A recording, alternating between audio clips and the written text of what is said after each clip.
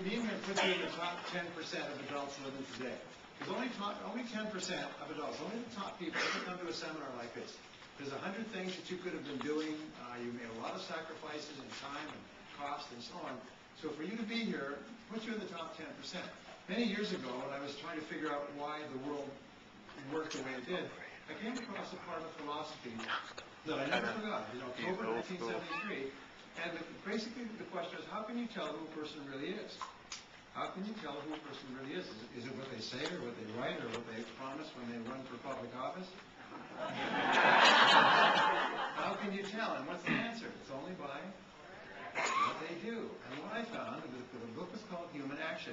And it's that only action is action. And just a very simple thing, only action is action. Only your actions tell you and everybody else who you really are, what you truly believe, what you really want.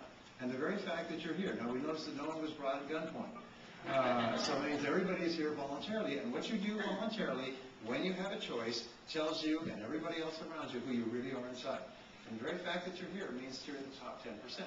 Now, some of you are looking at me and saying, you know how much money I was making, you wouldn't say I was in the top 10%. But it doesn't matter where you're coming from. All that really matters is where you're going. And we say that future intent determines present action. If you're very clear about where you want to go in life, then it determines your actions today. If you said that you're going to leave after this talk and drive to Jacksonville or drive to Atlanta, it would tell you would determine exactly where you turn when you walk out of this hotel and where you turn at the next corner and the next corner. Future intent determines present action. And the very fact that you're here means that you decided if you're not in the top 10%, you intend to be there. Is that true? Say yeah. Well, my job is to help you get there as much as I possibly can. Now, we're living in a very interesting time. My avocation is political economy. I spent a lot of time in Washington, and I know a lot of the people who are in the papers. And I work with the think tanks that do all the economic research.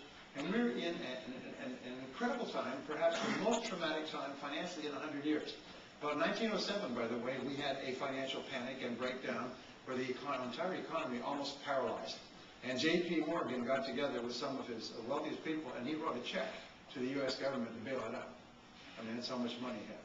Well, there was a gentleman on Wall Street at that time named Barnard Burke. He went on to, starting as a runner, he worked his way up, as we all do. He became an advisor to 6 presidents, became fabulously wealthy, and he wrote a book many years ago about his life story. But he said these very wise words. He said, when the market is down for any extended period of time, people eventually come to believe the market will always be down.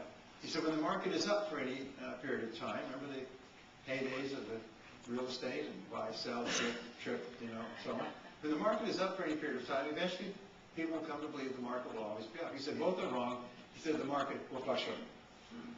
And someone once said that the 4 wisest words ever spoken in the English language are the words, this too shall pass. This too shall pass. Because it is always true at all times, under all situations, for all people, that this too shall pass.